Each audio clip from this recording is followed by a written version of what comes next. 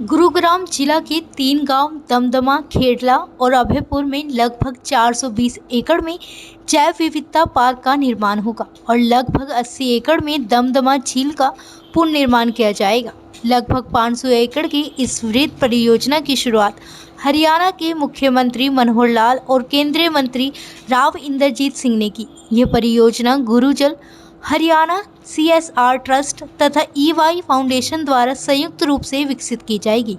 एक biodiversity park के नाते से और अर्नेस्ट यंग फाउंडेशन के सहयोग से ये जो प्रोजेक्ट लगभग 450 एकड़ पर यह बनाया जाएगा, ये बहुत ही सराहनीय कार्य है। और इस प्रकार के बायोडायवर्सिटी पार्क के कारण से जो एक जैव विविधता का जो कार्यक्रम है, यानी जीवों का संरक्षण करना है, उनकी स्पीशीज़ को बचाना है, और खास करके इस एरिया में जैसे पर्यटक आएंगे उन पर्यटकों के आने का भी लाभ इस इलाके को होगा।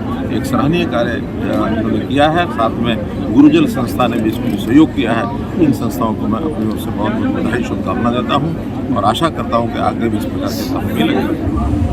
सर, अभी गुजरात चुनाव के नतीजे आए हैं, बीजेपी को एक बिल्कुल लीड मिली है, क्या कहेंगे उसको लेकर? जीत हुई है सर, आज से पहले अभी तक गुजरात में इतनी सीटें बीजेपी को नहीं मिली। देखिए, जनता का वर्डिक्ट है, जनता के वर्डिक्ट को हम सम्मान करते हैं और आखिर तो हर 5 वर्ष के बाद लोकतंत्र में जनता के सामने जाना पड़ता है। गुजरात में लगातार और एक अच्छी लीड और एवर हाईएस्ट लीड जिसको कहना चाहिए वो मिली है, तो उसके लिए भी जनता को श्रेय जाता है। और जहाँ तक हिमाचल का विषय है, हिमाचल अभी नेक टू नेक सारा चल रहा है, फाइनल रिजल्ट आने के बाद पता लगेगा। फिर भी मैं आशा करता हूँ कि हिमाचल में भी भारतीय जनता पार्टी में सरकार उसको लेकर के आप देखिए, और हवाई बातें उनकी हैं। ये ठीक है कि दिल्ली में MCD में उनको सफलता ज़रूर मिली है, लेकिन दिल्ली में पहले भी उनकी प्रदेश सरकार चल रही है और वहाँ अगर उनको कुछ मिल गया है तो वो एक कंबाइंड सारा रिजल्ट रहता है।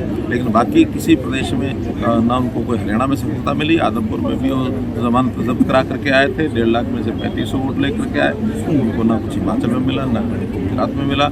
वो 1 या 2 स्टेट में जो उनको सफलता मिली है उसके अलग से विशेष कारण है।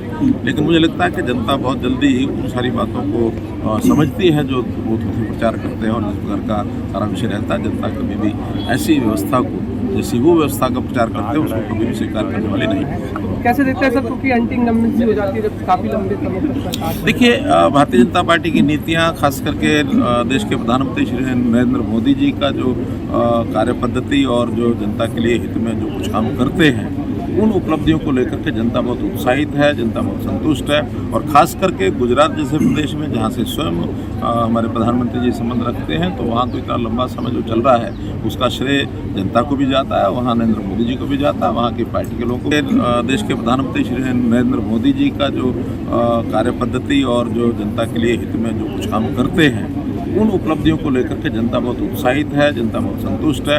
और ख़ास करके गुजरात जैसे प्रदेश में, जहाँ से स्वयं हमारे प्रधानमंत्री जी संबंध रखते हैं, तो वहाँ तो इतना लंबा समय जो चल रहा है उसका श्रेय जनता को भी जाता है, वहाँ नरेंद्र मोदी जी को भी जाता है, वहाँ की पार्टी के लोगों को भी जाता है। तो इसलिए एक अच्छा एक मैसेज सारे देश में उसका गया है, और मुझे लगता है गुजरात के रास्ते पर बाकी भी प्रदेश सब चलेंगे और अपने लगातार शासन बनाने में किसी भी चुनाव का जो असर है आगे के चुनाव पर होता है। एक सवाल ये है कि सर 80 एकड़ में बनी हुई है दमदमा वाली, कि इन चीज़ों के ऊपर सरकार की भी नज़र है, NGT की नज़र है, सुप्रीम कोर्ट की नज़र है, और जो कानून का उल्लंघन करके इस प्रकार से जो काम कर जाते हैं कभी कभी, उनके खिलाफ कार्रवाई भी की जाती है। बहुत से हमने इस प्रकार के इलीगल कंस्ट्रक्शंस को तोड़ा भी है, और यहाँ भी जो दमदमा लेक के आसपास की कुछ बिल्डिंग्स को, जो फार्म हाउस बने उनको तोड़ा गया है, एक आध को सील भी किया है। तो इस प्रकार जब भी कोई ऐसे विकास के कार्य में, यानी जब हम उसका जो प्लान है as per forest act, as per other acts, उसके नाते से इलीगल काम को नहीं करने दिया जाएगा। वैधानिक तौर पर अगर किसी का कोई अधिकार है उसको रोका भी नहीं जाएगा। ठीक है सर।